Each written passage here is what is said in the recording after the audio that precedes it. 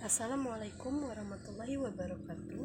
Saya Dona Julita, NPM 1951020303, kelas A Perbankan Syariah semester 2. Saya akan menjelaskan tentang hukum bacaan nun mati atau tanwin dan hukum bacaan mat. Namun yang pertama yang akan saya jelaskan adalah hukum bacaan nun mati.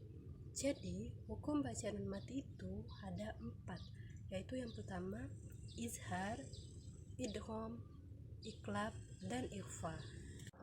Yang pertama, izhar. Izhar artinya menampakkan atau memperlihatkan. Maksudnya adalah membaca dengan tampak atau jelas. Ia terjadi apabila nun mati atau tanwin bertemu dengan huruf-huruf halki, misalnya hamzah, ha, kho, ghain, ain, dan ha. Berikut contoh bacaan izhar. Man utiya, liman haulahu. Yang kedua, idgham.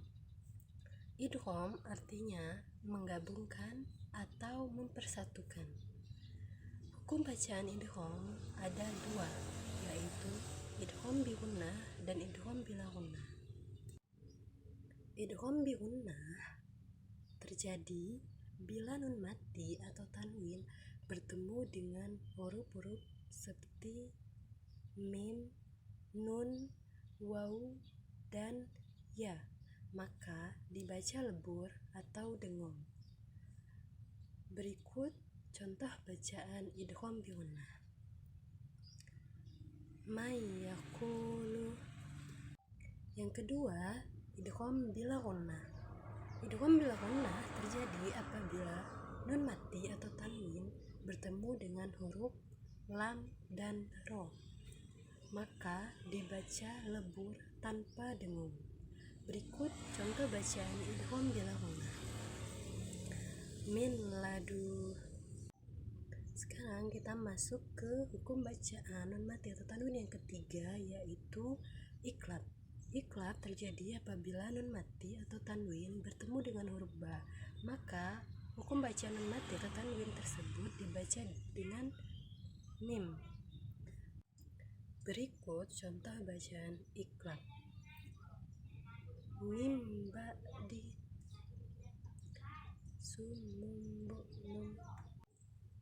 Hukum bacaan nun mati atau tanwin yang keempat adalah ikhfa.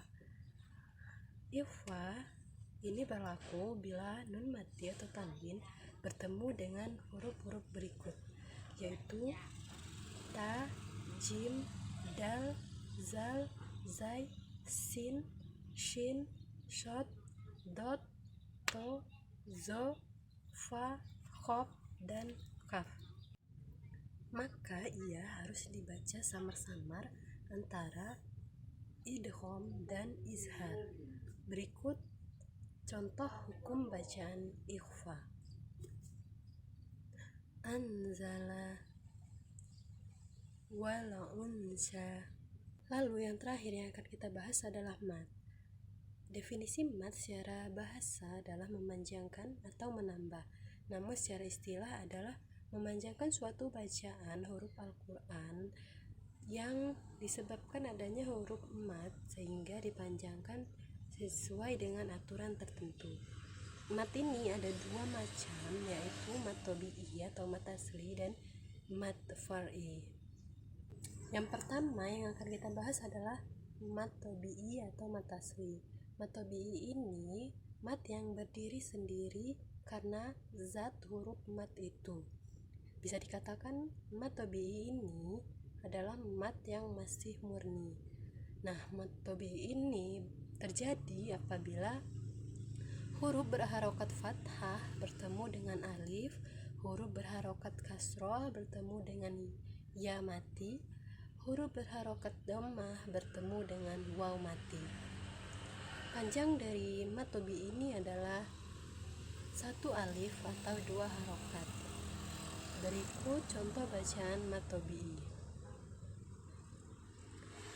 Amana. Yang kedua, mad far'i. Mad far'i ini dibagi menjadi 14. Yang pertama adalah mad wajib muttasil. Mad wajib muttasil ini mad tabi'i yang bertemu dengan hamzah pada suatu kata atau suatu kalimat. Panjang dari mad wajib muttasil ini 3 alif atau 6 harokat. Berikut contoh bacaan mad wajib muttasil. As-sama. Yang kedua adalah mad jais munfasil.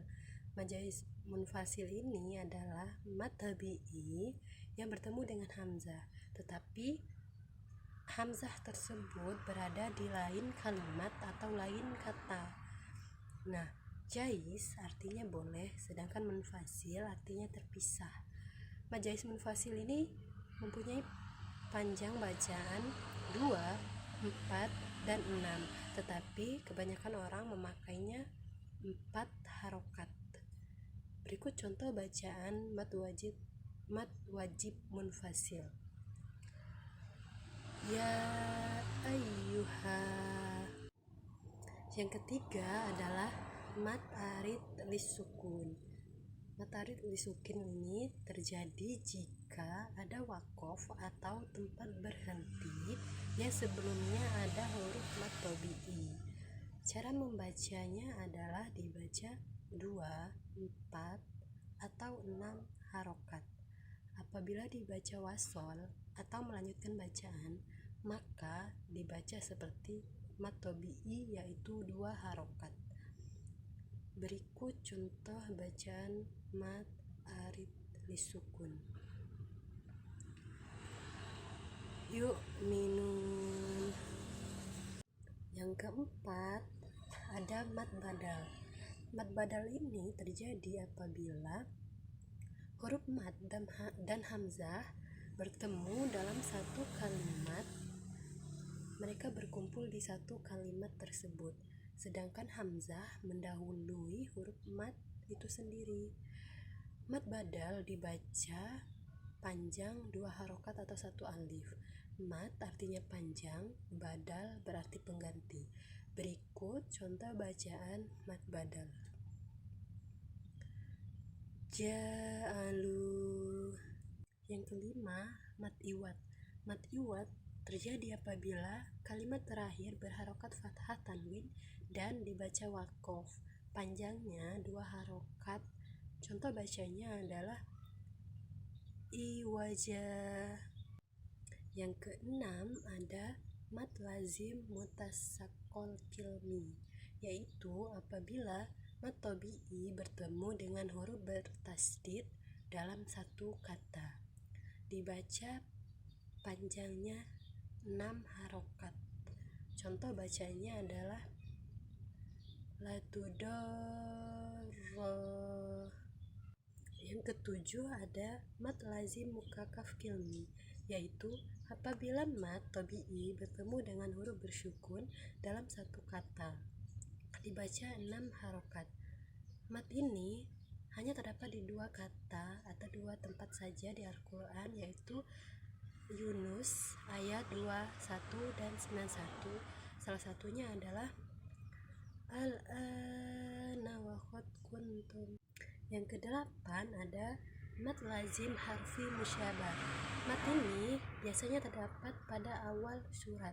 Huruf mad lazim harfi musyabah ada 8, yaitu nun, shad, qaf, ain, lam, sin, kaf, dan mim. Dibaca 6 harokat. Contohnya alif lam mim. Yang kesembilan ada mad lazim harfi mukakkaf.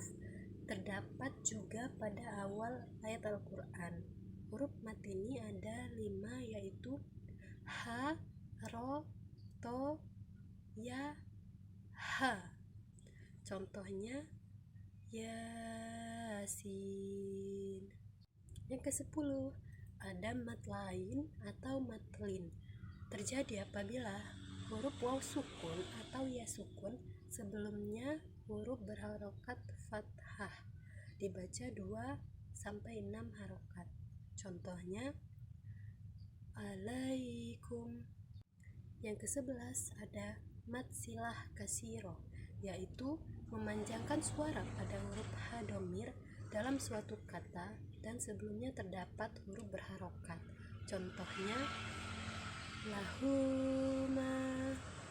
12 mad silah tawilah, apabila ada mad kasiro atau ha domir bertemu dengan hamzah, maka membacanya sama dengan mad jais munfasil.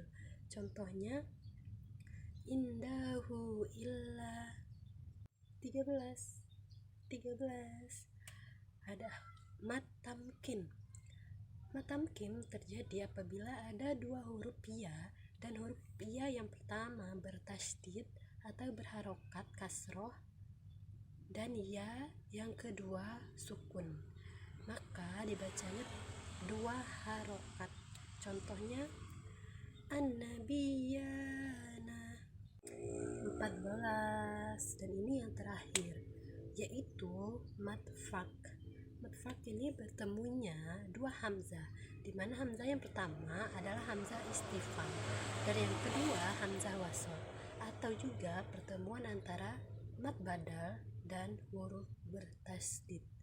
Contoh mad farqi adalah Allahu khair. Sekian dari saya, mohon maaf apabila ada salah kata. Hanya kepada Allah saya memohon ampun. Lebih dan kurangnya saya akhiri. Wassalamualaikum warahmatullahi wabarakatuh.